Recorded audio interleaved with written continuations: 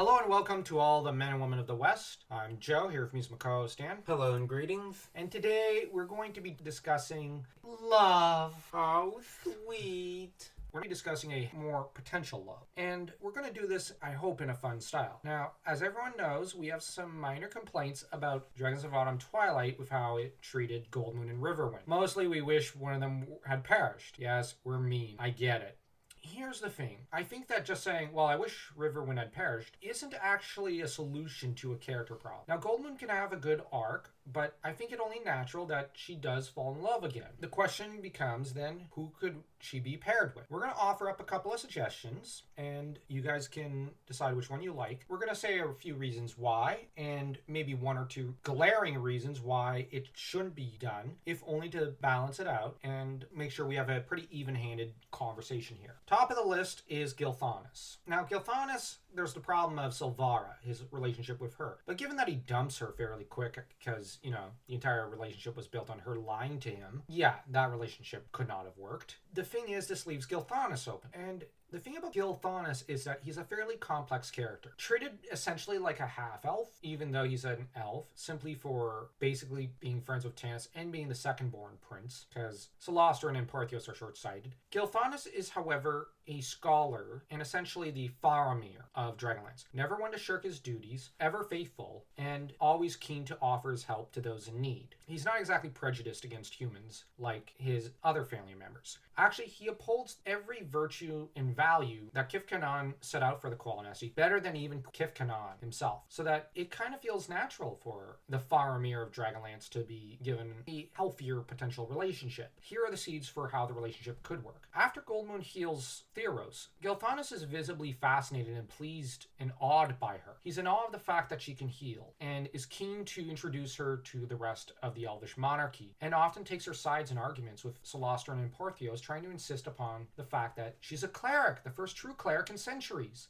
given his scholarly nature, and that Goldmoon is an illiterate barbarian who frankly doesn't know much about ancient history outside of oral histories, and yet she's very curious to learn about her gods. It is very apparent that such a bond would involve Gilthanas probably teaching her to read and write, and probably being quite keen to have a meeting of the minds. We would get to see Goldmoon kind of cater to her intellectual side. To be honest, Gilthanas is also a better warrior than Riverwind. Check out Winter Night and Spring Dawning to see how great a warrior he is, as well as Gilthanas' Odyssey. He basically fulfills the criteria of being a very physical man, as one like Goldmoon might desire, but also being an intellectual who knows more about the history of the church and the church itself than Goldmoon herself does. This relationship, though, is very interesting and could have been a great, fascinating romance. And it would probably be the first healthy human and elf relationship in all of Dragonlance history. That said, it, however, comes with one major glaring plot problem. There are already too many elf and human pairings. Real quick, I'm actually going to say that this would be the first male elf, female human bond we see on screen outside of the Kifkanon and his second wife relationship. The trouble is that Kifkanon neglected his wife in her old years. Gilthanas is not the sort to do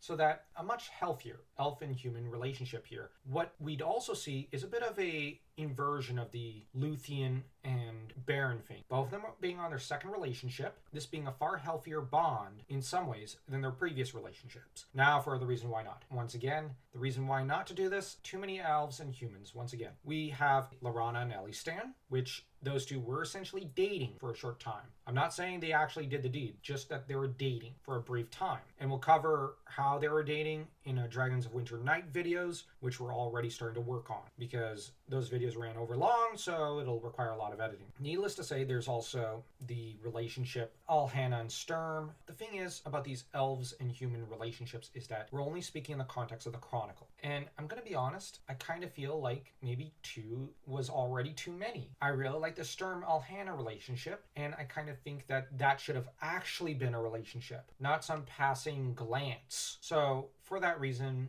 I think that there's a very valid argument to be made that this would be one too many. Because we already saw Laurana and Elistan flirting with each other, and we saw Sturm and Alhana this is one relationship too many. But what are your thoughts on Gilthanas and Goldmoon? Like you said, would probably get much more educated, much more knowledgeable about the world. She wouldn't be stuck in a backwater. Okay, so we might be able to get another book out of her rather than just shunting her off and retiring the character forever. Keeping her alive served no purpose in the grand scheme of things, to an extent. Oh, the discs were retrieved. They never used Goldmoon again as a character. I'd also say that this would end up landing her in Qualinesti, living amongst the elves, which would be pretty interesting, and she could return the true faith to the elves, which would be a fascinating book, but there's a very valid reason why not to put these two together. And in terms of temperament, these two probably would get along and probably be able to make the relationship work. Now for the next pairing. Okay. Pairing number 2. The next one would be one of Lord Gunther's sons. Okay, I know this is a really weird one, and here's the problem with this relationship. I'll start with that. They are named characters, but they don't appear in the chronicle. What this would mean is you have to actually introduce one of them as a named character, and we have to see him on screen or on page. So we would get to see a different Solamnic Knight. On the other hand, we get to see someone who's been brought up believing that the Brightblades are perfect. We get to see someone who is more optimistic and idealistic about the Solamnic Knights than, say, Sturm. But on the other hand, who's more familiar with politics than Sturm. This would tie Goldmoon up with the Solamnic arc, which I'm all in favor of that. I want more characters tied in with the Solamnic plot because I like Solamnia. She would probably end up outliving her husband again,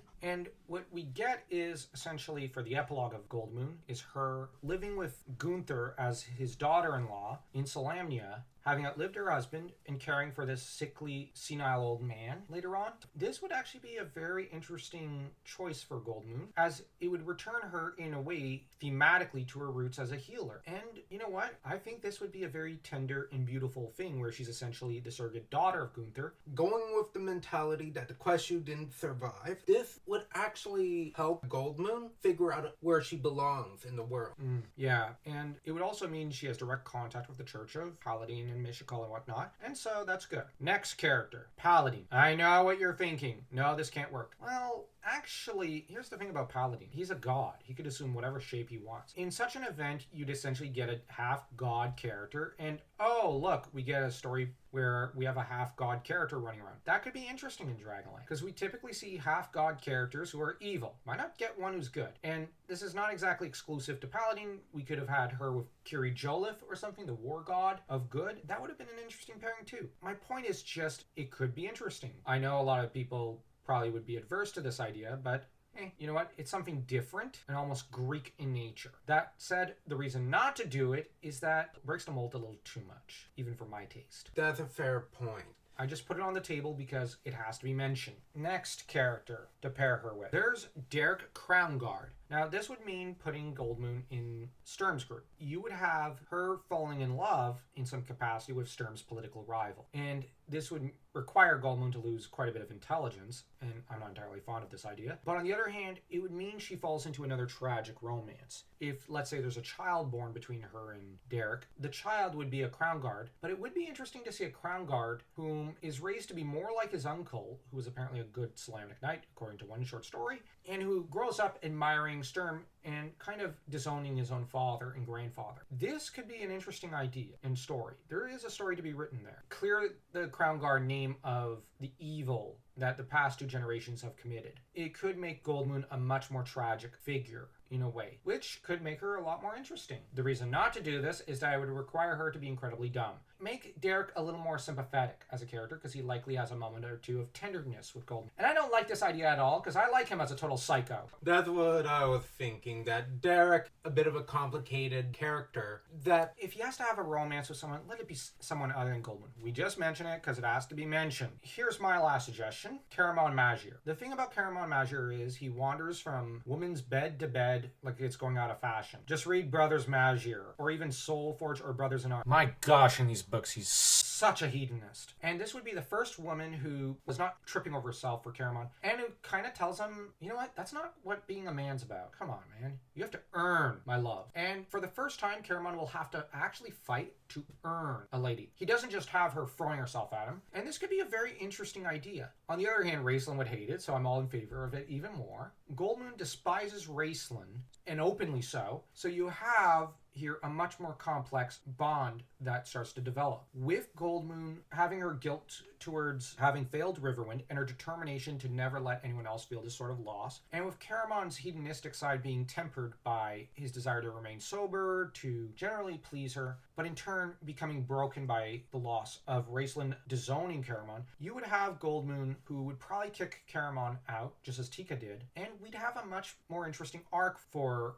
Caramon and her. You'd have to keep him faithful throughout the Legends trilogy. I don't know where Caramon and Goldmoon would settle down. So that means that you'd get another book after Legends just about those two. As much as I love Caramon with Raceland, you get him without Raceland for one book. That'd be pretty neat. And you get Goldmoon also having to travel with him and try to help him overcome his grief, even as she is going around healing and wanting to continue her mission as Mishikal's chosen. You'd have here a bond based in grief. They're very different people. You would ultimately get two people whom, honestly, have, yes, little openly in common, but there are things they have in common. They're both physically attractive for one, but the other thing is that they're both slow thinkers, and they both ultimately prefer not to hurt people, because Caramon deep down is very gentle, as is Goldmoon. You'd get this gentility and this shared interest in helping other people. The reason not to do this, I can't think of a reason. So I think of all these pairings I suggested, the Caramon Goldmoon pairing might be my favorite, and the only one I think that would probably have been the best choice to go through with. For me, my opinion on a Caramon Goldmoon thing is that there's one thing that Goldmoon would have that Tika doesn't. Goldmoon does like oral story. And there's also the fact that Goldmoon is a much more forceful personality. Because she'd lay down much more rules on Caramon. Yeah, she'd be like, you're not cheating on me. You marry me, you stick with me. Otherwise, babaila. And